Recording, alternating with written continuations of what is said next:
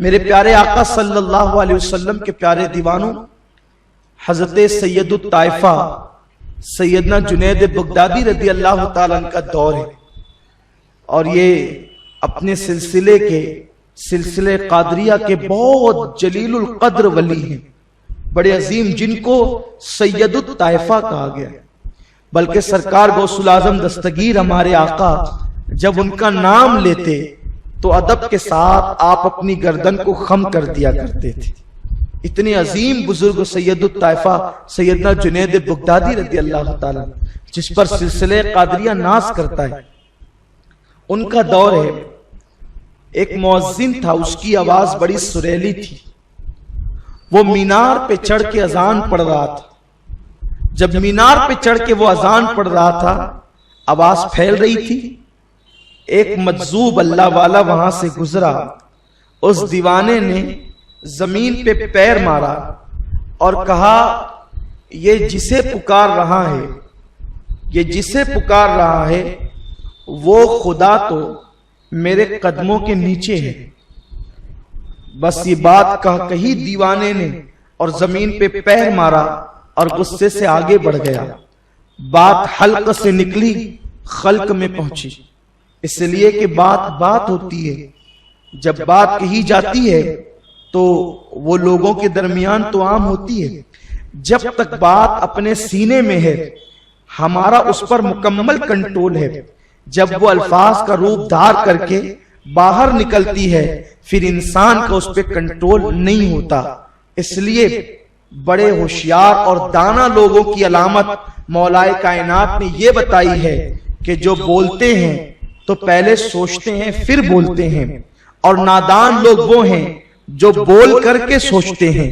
ان لوگوں میں بنو، سوچ کر بولو، ان لوگوں میں نہ بنو، بول کر سوچو، اور اپنی زبان کھولنے سے پہلے یہ تصور کرو کہ آپ کے یہ جملے تیر کی طرح ہیں، تیر کے لگے ہوئے زخم جو ہے وہ مرہم سے شفا یاب ہو جاتے ہیں، لیکن الفاظ کے زخم کبھی شفا یاب نہیں ہوتے، بلکہ ہر لمحہ انسان کو بے چین کرتے ہیں۔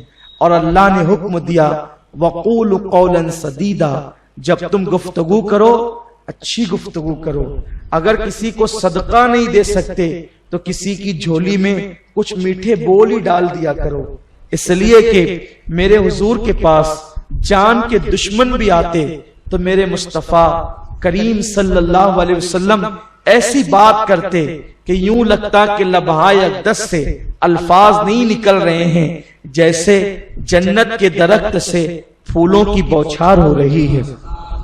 وہ میرا آقا سید المرسلین صلی اللہ علیہ وسلم کا انداز تھا۔ کہنے والے نے کہہ تو دیا کہ جس کو یہ پکار رہا ہے وہ خدا میرے پیروں کے نیچے ہے۔ سننے والے بھی سنتے ہیں، سمجھتے نہیں، آدھی ادھوری سن کر اڑا دیتے ہیں۔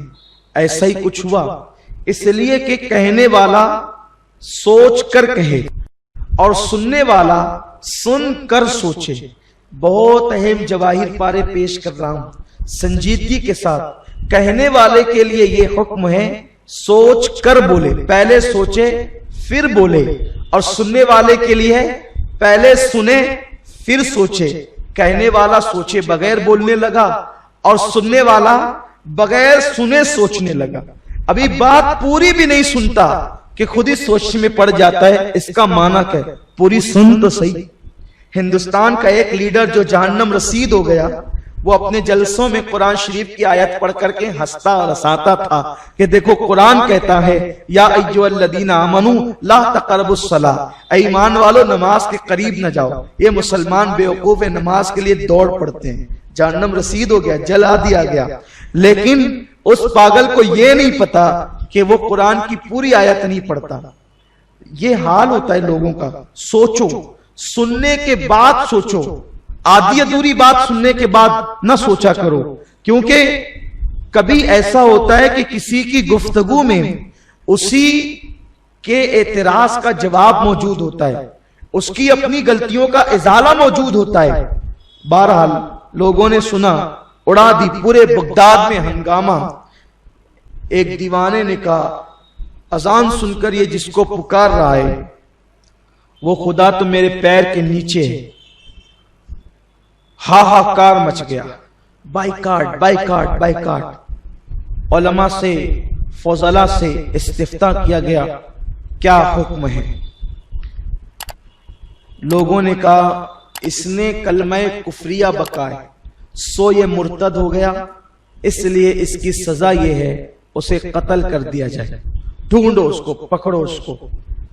ظاہر سی بات ہے اسلامی حکومت تھی، مفتیان کرام کا فتویٰ تھا اور غریب کو پکڑ لیا گیا تھا، لیکن ان علماء میں ایک ایسا عالم بھی تھا کہ جس کی نظر کتاب کے ساتھ دل پر بھی تھی۔ یہ بہت خاص بات ہے، کتابوں پر نظر تو سب کی ہوتی ہے، علماء ربانیین وہ ہے جو کتاب کے حروف کے ساتھ دل کے تاروں پر بھی نظر رکھتے ہیں، اور انہی کو علماء ربانیین ہونے کا شرف حاصل۔ سیدنا امام اعظم ابو حنیفہ نے اپنے بیٹے سے کہا میرے بیٹے ایک نصیحت ہے تیرے لیے، کبھی کسی سے مناظرہ مت کرنا۔ بیٹا بیٹا ہوتا ہے، جو کوئی نہیں کہہ پاتا وہ بیٹا کہہ دیتا ہے۔ بیٹے نے کہا ابا کالی داڑھی سے سفید داڑھی ہو گئی مناظرے کرتے کرتے، اور آپ مجھ سے کہتے مناظرہ نہیں کرنا۔ فرمایا بیٹے ہم مناظرہ کرتے ہیں گرتوں کو سنبھالنے کے لیے، تم مناظرہ کرتے ہو نیچا دکھانے کے لیے۔ مقصد نیچا دکھانا نہیں، مقصد مناظرے سے لوگوں کو سنبھال لینا۔ جب لوگوں کو سنبھالنے کے لیے مناظرے کیے جاتے تھے تو معتزلی سنی ہوا کرتے تھے، مامونی خلق قرآن کے فتنے سے توبہ کیا کرتے تھے، اور جب سے مناظروں کا مقصد علمی عبقریت دکھانا ہو گئی اللہ ماشاءاللہ، تب سے مناظروں کا مقصد ہی فوت ہو گیا۔ اللہ ہمارے حال پر ہم سب کے حال پر رحم فرمائے۔ تو کتاب کے حروف پر نظر کے ساتھ دل پر نظر ضروری، اور یہ منصب کب ملتا ہے؟ یہ مولانا روم سے پوچھو۔ مولوی ہرگز نہ شد مولائے روم تا غلام شمس تبریزی نہ شد۔ مولوی اس وقت تک مولائے روم نہیں بنتا جب تک کوئی شمس تبریز کی طرح اسے آقا نہ مل جائے، جب تک شمس تبریز کی غلامی نہ ہو، کوئی وقت کا شمس تبریز ہاتھ نہ آئے، اس وقت تک مولوی مولائیت کے درجے پہ نہیں پہنچتا۔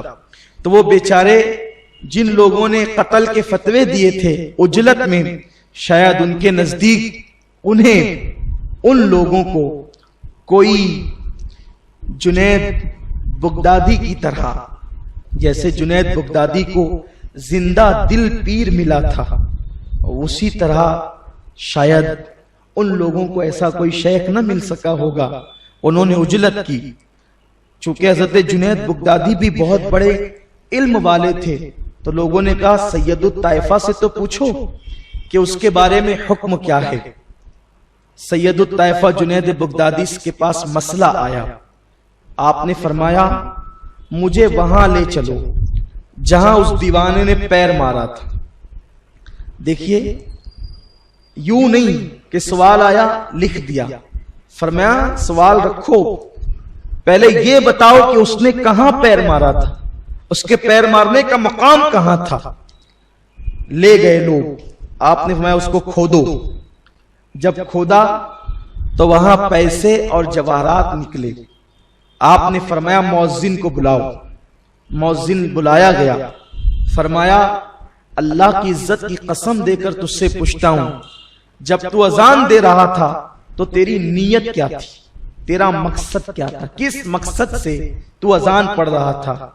جب مؤذن کو اللہ کی قسم دی گئی تو اتنا تو اس میں ضمیر زندہ تھا کہ اس نے حق کو اگل دیا اور کہا کہ میری آواز بڑی سریلی ہے، مینار پہ چڑھ کر اذان دینے کا مقصد یہ تھا کہ جب میری اذان بغداد کے تاجدار اور مالدار سنیں گے تو میری جھولی کو جواہرات سے بھر دیں گے۔ مقصد یہ تھا کہ میری جھولی جواہرات سے بھر دی جائے گی، جنید بغدادی نے اللہ اکبر کی صدا بلند کی، فرمایا کون کہتا ہے وہ دیوانہ مرتد ہے، وہ دیوانہ پکا توحید کا پابند ہے، اس نے جو بات کہی ہے غلط نہیں کہی ہے، یہ اذان میں اللہ کو نہیں، یہ اذان میں جواہرات کو پکار رہا تھا، اور جس جواہرات کو یہ پکار رہا تھا وہ تو یقیناً اس دیوانے کے قدموں میں تھے، اس نے غلط کیا کہا ہے، اس نے سچ کہا ہے، اور ظاہر دینوں تمہارے الفاظ ظاہر تک ٹک گئے اور وہ مقصد تک پہنچ گیا۔ مقصد فوت ہو رہا ہے، مقصد کی طرف آؤ۔ جب مقصد سے نظر ہٹے گی تو ناکامی ہی ناکامی ہوگی۔ اس لیے اللہ تبارک و تعالیٰ نے عبادت کا بھی مقصد متعین کیا ہے کہ ہر مومن کا دل خشیت ربانی کا گنجینہ بن جائے۔